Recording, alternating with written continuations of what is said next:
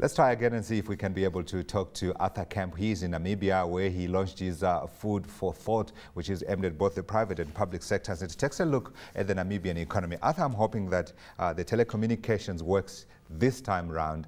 And, you know, it's an amazing thing that we talk about how Africa is progressing, and yet continuously our infrastructure continues to fail us. I'm hoping it does not do so this time. Can you hear me now? I can hear you. Thanks, Godfrey. Fantastic. The comms are working again. So let's talk about the lessons that bigger neighbor South Africa, which for years, of course, has been the main driver for the Namibian economy. What lessons can South Africa draw from Namibia when you look at the outlooks for growth for both countries, which we know, of course, are to a large degree dependent on the global outlook as well as commodity prices?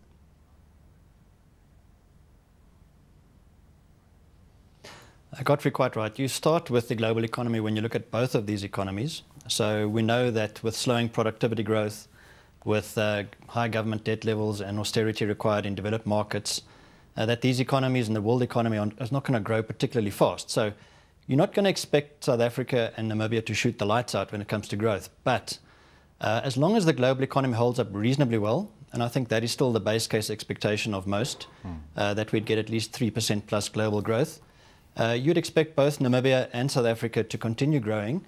I would surmise, however, that Namibia's got slightly better growth prospects for one particular reason, and that is that in South Africa, if you look at the budget and the government, government spending, now both of these economies in the wake of the global economic crisis went on fiscal expansionary policies, but South Africa has pretty much run its course. If you look at its expenditure profile over the next 3 years, it has to rein in its expenditure, whereas Namibia has still got a very low debt level.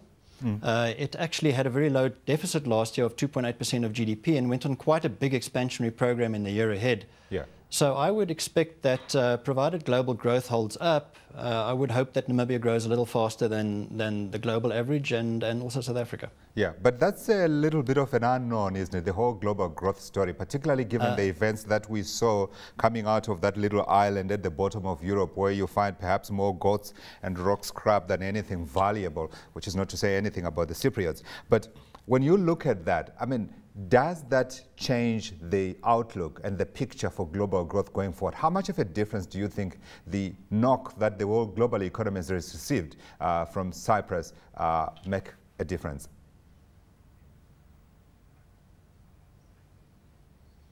Godfrey, that is the question of the moment. Now, you could argue that Cyprus is a very small economy, and in the grand scheme of things might not matter much. That is one way of looking at it. Another way of looking at it, however, is the very clear message that has come from the authorities in Europe that you know, it's not just going to be bailouts from governments and from their taxpayers. At some point, investors and depositors are also going to have to step up to the plate. And what was really interesting in Cyprus was that even deposits under 100,000 euros have to pay in a levy of 6.75%. And of course, people were very unhappy about this. But it is really a reminder that there are risks out there. One is not sure who's going to pay. Is it going to be governments or investors? It seems like it's going to be both. And in this global environment, you don't expect those economies to grow particularly fast. We know that austerity is required there, but also at the same time, taxpayers and populations are kicking back. So if we look back at Namibia and we look at the prospects for this economy, I mentioned earlier that the budget deficit for the year ahead is going to widen quite sharply. Yeah. Over the medium term, when one looks at the expenditure profile, it remains quite prudent, but there is a big kick in the year ahead, and it does require a lot of fiscal restraints after that. But what I really like about this budget is that there is some out-of-the-box thinking here. Yeah. You know, if we look at the global economy, everyone's looking at fiscal austerity, higher taxes. And what we got out of this budget is in key areas. For example, on company tax, we got a cut this year and we're getting another cut next year.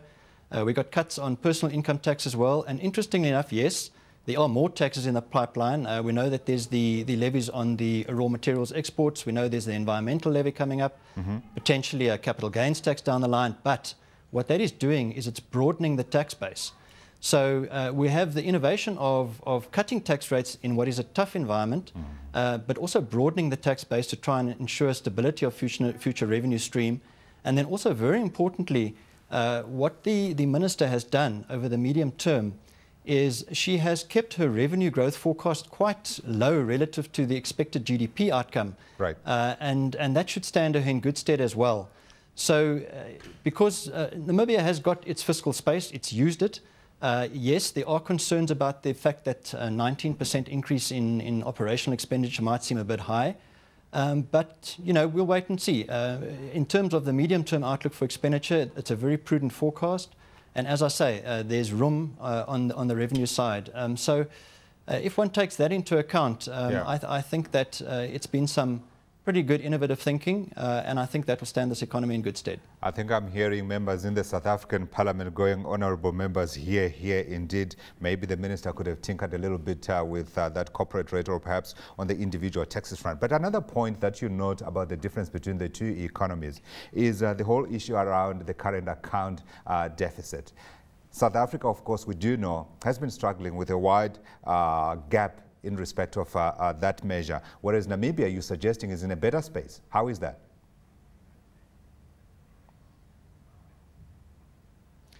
This is a critical point. South Africa's current account deficit at 6.5% of GDP is important from the perspective of the fact that it shows a very low savings rate in South Africa. South Africa's gross savings rate fell to below 13% in the fourth quarter of last year. So effectively what that means is that if foreign savings don't continue to flow into the economy, then one of two things must happen. Either you have to save more, and if you save more, you have to spend less, or you've got to cut investment spending. In the case of South Africa, where government dis-saving is going to more than likely continue, it will have to be the private sector that saves more if foreign capital inflows wane, say, on the back of global risk aversion. So that is a potential constraint on growth going forward. In Namibia, we have a relatively more balanced position. The third quarter current account was in balance. Yes, there were the SSCU inflows that did help that. Yeah. And yes, there's the possibility that those inflows could decline, and that if global growth disappoints, that maybe we run deficits going forward in Namibia. But it's still a much smaller deficit, and it does give one more room locally. I must add one thing, though. You know, the fact that government is this year using its fiscal space in terms of more spending, it means that it will do more dis-saving. Yeah. Its consumption ratio is going to rise, so its savings ratio is going to drop. That probably does mean that the private sector, unless there are additional capital inflows from abroad, the private sector would probably need to save a little bit more. And therefore, perhaps over the next few years, the projections for really buoyant, strong private sector domestic demand is perhaps a little bit over-optimistic. I think that in the next few years, growth is probably going to be more led by government and strong government consumption, particularly this coming year. Yeah, but Arthur, this is also a private sector that has been borrowing quite strongly compared to what we've seen here in South Africa, where your credit extension has been a little bit subdued. So surely that will also help and make a difference.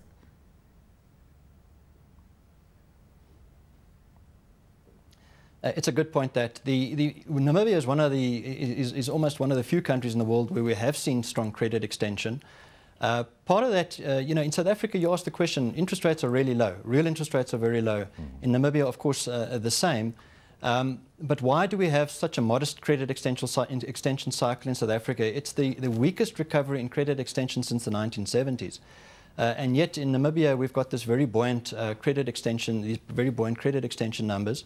That again reflects the fact that you know, the current account is more or less in balance. There's sufficient savings in the domestic economy. There hasn't been a need for this private sector to deleverage. And also, of course, over the past year, the government budget deficit did narrow to 2.8% of GDP from 7.2. That created some space for stronger credit numbers in Namibia. I must come back to my point, though, that I made earlier. That looking ahead, because government's using its fiscal space, it's probably going to dis-save more. That will probably mean that private sector credit extension in Namibia will have to slow going forward, unless there's another boost from foreign savings from abroad. But of course, that's maybe unlikely.